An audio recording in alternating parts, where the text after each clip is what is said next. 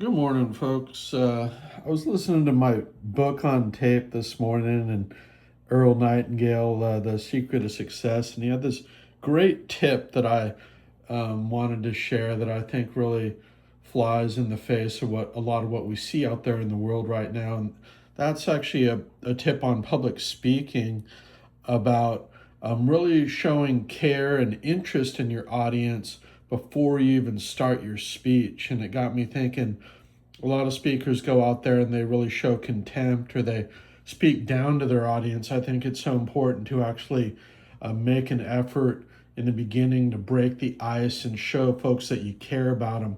I like the John Maxwell phrase, people don't care what you have to say unless they know how much you care. So I think that's something that gets lost in today's world, and got me thinking about other things in lieu of our weekly podcast. I kind of have a blank space for sharing some of these tips until the podcast resumes in September.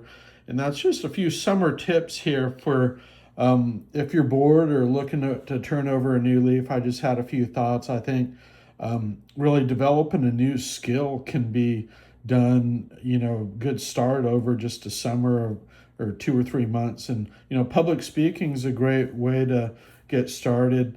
Um, Toastmasters, or you can even read a book and start developing some speeches, maybe join a new club where you speak.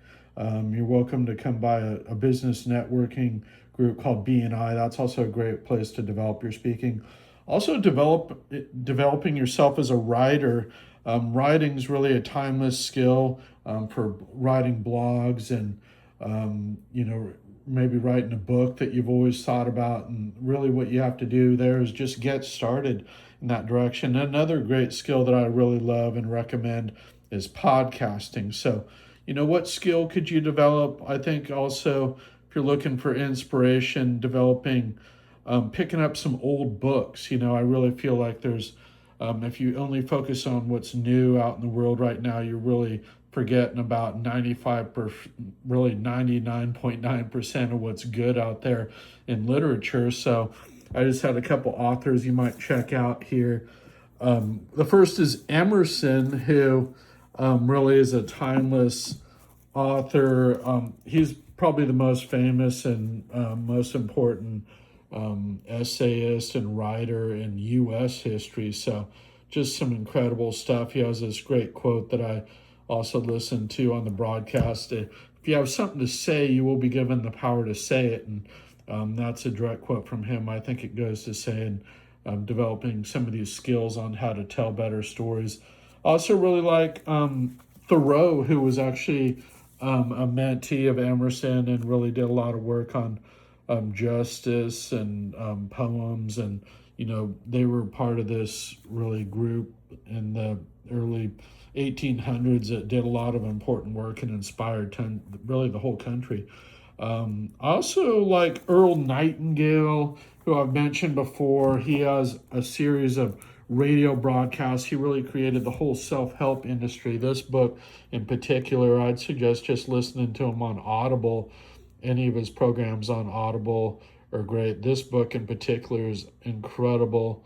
And he has tips on developing all these new skills. That's kind of where I got the idea for the broadcast.